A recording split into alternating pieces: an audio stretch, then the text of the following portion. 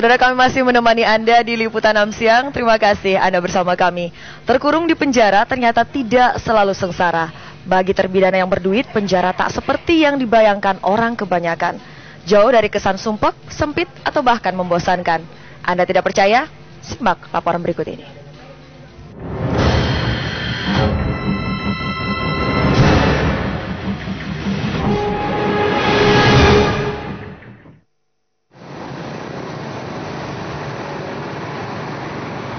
Benarkah di penjara menyeramkan? Setidaknya ungkapan itu tidak berlaku bagi sejumlah narapidana berduit. Lihat saja foto-foto ini. Foto-foto ini kami ambil dari salah satu akun Facebook milik Fikar Malik. Ia adalah cucu mantan Wakil Presiden Adam Malik yang terlibat kasus pembunuhan.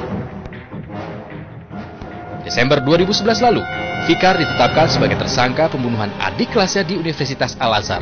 Sejak itu, Fikar pun mendekam di LP Cipinang.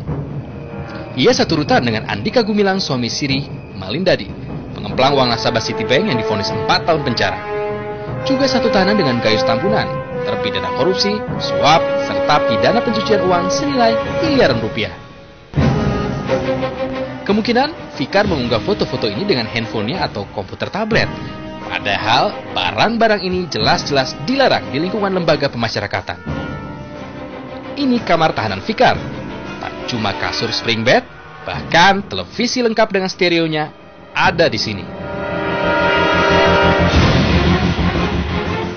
Nah, jika Anda teliti, Fikar ternyata bebas menggunakan iPad alias komputer tablet yang pastinya juga haram di lingkungan LP. Dalam pasal 28 ayat 3 Peraturan Pemerintah Nomor 32 Tahun 1999 disebutkan, penghuni rumah tahanan atau lembaga pemasyarakatan tidak diperkenankan membawa pesawat televisi dan radio serta elektronik untuk kepentingan pribadi.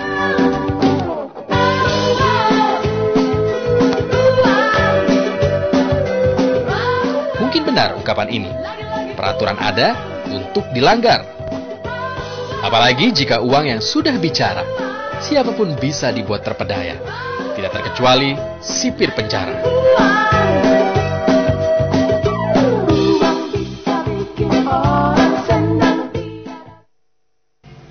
Beredarnya foto-foto Fikar Malik di penjara bersama Andika Gumilang dan Gayus Tambunan di Lembaga Pemasyarakatan Cipinang, Jakarta ternyata tidak terlalu mengejutkan Wakil Menteri Hukum dan HAM, Denny Indrayana. Denny menuding kelebihan kapasitas narapidana lah yang membuat para tahanan berduit gampang menyuap petugas LP untuk mendapat kenyamanan.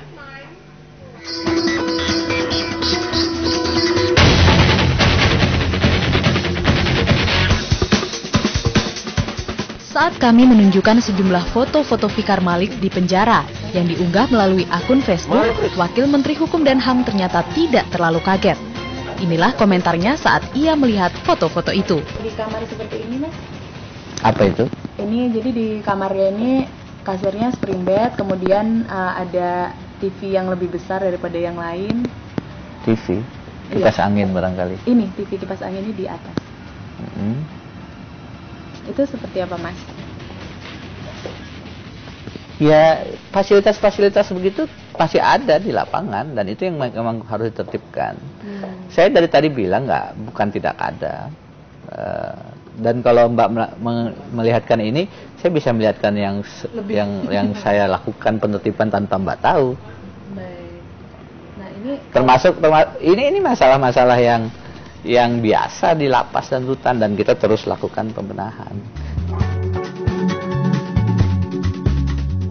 Denny mengaku masih banyak oknum petugas LP yang memang nakal dan bersekongkol dengan narapidana. Begini nggak? Oh, ternyata punya HP, itu kita tertibkan terus. Oh, ternyata TV-nya lebih besar. Kalau ketahuan akan diproses. Tapi memang itu terjadi.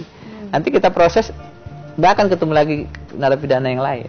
Salah satunya kan over kapasitas. Oke, berarti itu memang masalah yang paling mendasarnya. Iya. Kalau yang ini sih tidak terlalu mengkhawatirkan saya. Yang lebih mengkhawatirkan? Kalau televisi apa sih yang yang ini nggak terlalu. Yang terlalu mengkhawatirkan peredaran narkoba, pungli yang ada di situ. Ini kan akhirnya larinya ke pungli. Lalu apa tindakan Kementerian Hukum dan HAM? Yang paling sering menyalahgunakan HP adalah bandar narkoba. kita sudah mengambil langkah. Saya sendiri sudah turun beberapa kali ke lapas, ke rutan, di Medan, di Cipinang, di Tangerang, kerjasama dengan BNN, sudah ada peraturan bersamanya yang kita tantangani. Jadi sekarang pesannya adalah kalau Anda masih main-main dengan HP, kami tangkap. Yang memang menjadi perhatian publik, tokohnya juga punya jaringan ini kenalan-kenalan, jika kemudian dia memanfaatkan itu secara negatif, ya kan. White collar crime, kejahatan-kejahatan keras putih pada prinsipnya punya potensi untuk terjadi pelanggaran-pelanggaran semacam itu. Namun demikian, jika narapidana berduit tetap bisa nyaman di dalam tahanan, masihkah penjara diperlukan? Risa Apridini dan Suhanda melaporkan dari Jakarta. Saudara, beralih ke informasi jelang kenaikan harga BBM, usaha untuk menimbun BBM semakin marak. Bupati Karanganyar, Jawa Tengah pun menyamar sebagai pembeli bensin dengan membawa jerigen. Hasilnya, sejumlah SPBU melayani pembelian jerigen tidak sesuai aturan. Menyusuri beberapa ruas jalan di Karanganyar, Bupati Karanganyar, Jawa Tengah, Rina Iriani melakukan sidak. Dengan membawa jerigen 2 buah masing-masing isi 20 liter, ia menyambangi beberapa pom bensin.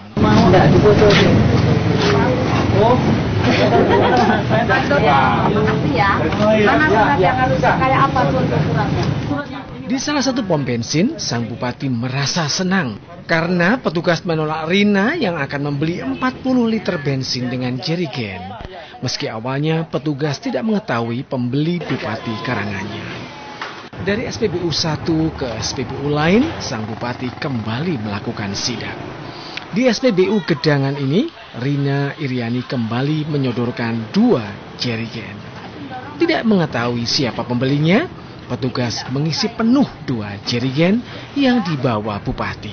Rina pun akhirnya membuka penyamarannya dan menegur petugas SPBU. Hanya 20 liter, ini kan 40 liter, tidak boleh.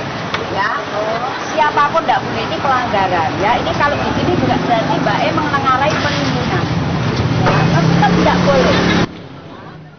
Rina Iriani kembali menegaskan pada petugas untuk tegas menolak pembelian jerigen melebihi aturan dan tanpa surat pengantar dari Dinas Perindustrian dan Koperasi.